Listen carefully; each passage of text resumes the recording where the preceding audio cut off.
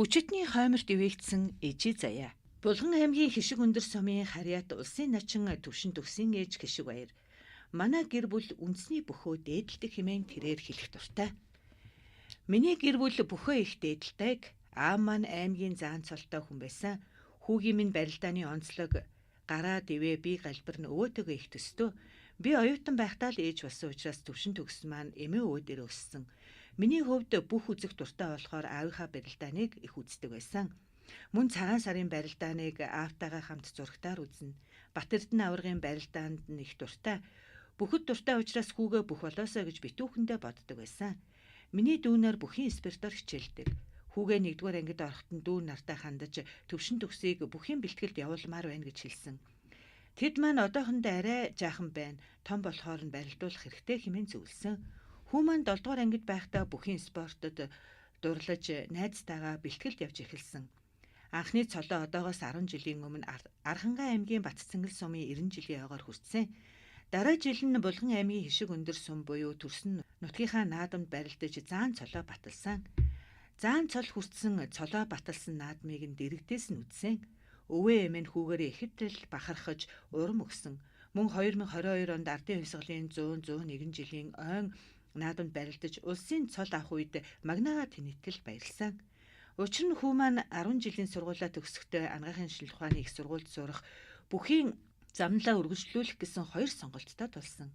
Дунд сургуулиасаа л химийн сонгонд сурсан учраас элсэлтийн ерөнхий шалгалт өгөхдөө анагаахад тэнцсэн. Гэр бүлээрээ ярилцахад хүү маань би анагаахад сурвал хичээл ихтэй учраас бэлтгэлээ хийж амжихгүй гэж хэлсэн. Хүүгээ өөрөө сонголтоо хийхийг зөвлөхөд бөхөө сонгож байлаа. Ингээд л аврах дээд сургууль суралцсан. Сонгосон замынхаа үр дүнг гаргахгүй улсын цол хүртэж чадахгүй байх вэ гэсэн айдас надад байсан. Аймгийн заанаас улсын наадамдаа 5 даваа туг дорохт нь их л бахархсан.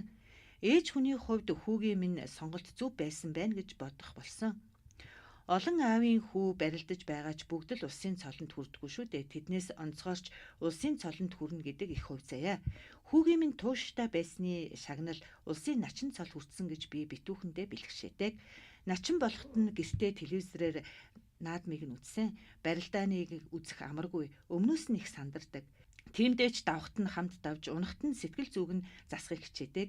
Хүүтэйгээ хамт суугаад тэр бүхтөө барилдахдаа тийм их хийх байсан гэж ирээд л хоёлоо их ярилцдаг. Хүү маань одоогоор гэр бүл зохиож амжаагүй л байна. Тиймээс би бүх зүйлд нь санаа тавьдаг.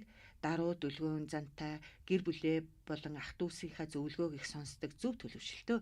Баг байхдаа тэмцээнд ороод л ялагдвал гэртээ хурж ирээд л бүтэн өдөр өрөөнөөсөө гарахгүй барилдааныхаа бичлэгийг ухрааж үздэг байсан. Одоо ч барилдааны бичлэгээ үзэж алтан оноогоо дүгндэг. Би хүүтэй хандаж хүн унж байж суралцнаа өвдөг шороодох тоотоо. Унвал тоон багсаж байгаа л гэж үз. Хүн алдаа гаргаад барилдаанаа өндөрлүүлдэг учраас л туршлага хуримтлуулдаг гэж зөвлөдөг. Хүүгээс минь бэртэл гэмтэл хол байгаасаа гэж л залбирч явах юм да.